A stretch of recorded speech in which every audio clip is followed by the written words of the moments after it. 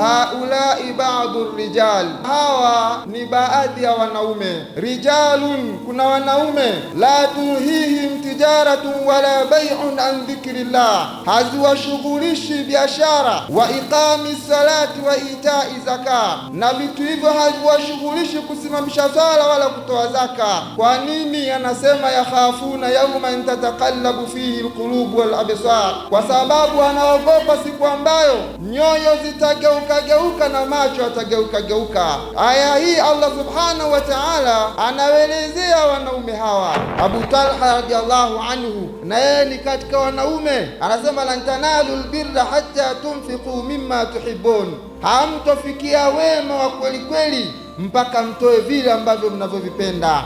Abu Talha akaitizama aya hii akaitafakari, anasema akamwambia Mtume sallallahu alaihi wasallama, wa inna ahabba amwali ilayya bairaha, na hakika mali ambayo inapendeza kwangu mimi kuliko zingine, mali ninayoipenda zaidi mimi ni shamba hili. Fadaha ya Rasulullah haithu araka Allah, yewe mtume wa Allah, nalitoa sadaka, liweke shamba hili mahala ambapo wewe unataka pawekwe. Kuna watu wanatoa sana sadaka, lakini sadaka wanazotoa wanaweka katika sehemu ambazo hazina faida. Peleka kwa mashekhe wakuonyeshe ni sadaka ipi, ni sehemu gani ambayo utaweka iweze kukuzalishia.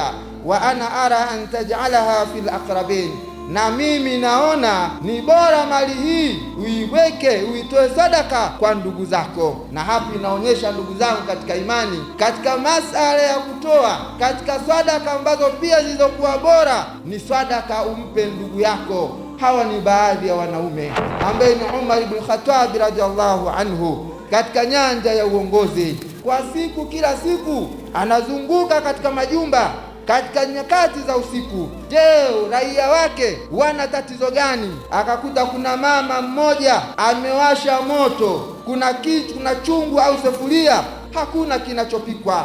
Watoto wamemzunguka wanaye, wanalia wakiwa na njaa. Akauliza Umar ibn Khattab radhiallahu anhu, watoto hawa wanalia kitu gani?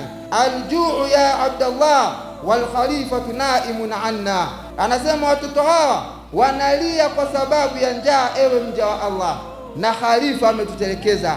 Khalifa amelala, hakukaa kushughulika na mambo ambayo hayawahusu waumini. Pale pale hakuchelewa, akaenda hazina akachukua chakula.